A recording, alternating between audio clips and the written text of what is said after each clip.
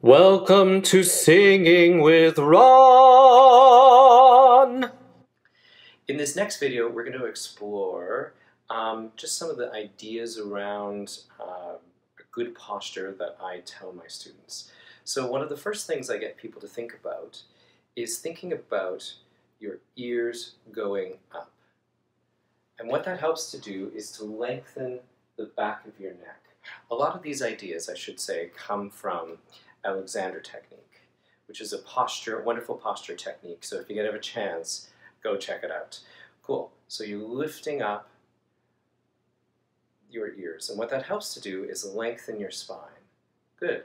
Now the next thing I like to do is get people to put their arms out like this and make a fist with your thumbs up, and then tilt your thumbs back, and what you feel is your shoulder blades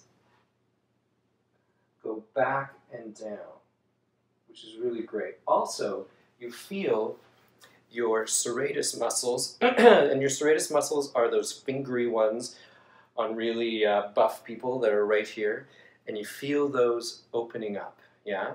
Good. The next thing I talk about is feel like your belt buckle is going in, where you're like doing up a tight pair of pants, so that this part of your abs is going in. Not this part of abs, but just your lower abs. Good. And then the next thing is softening your knees and just finding your weight over top of your feet in the middle, basically, not leaning too far forward and not leaning back. Good. And that helps you to find a lovely posture for singing.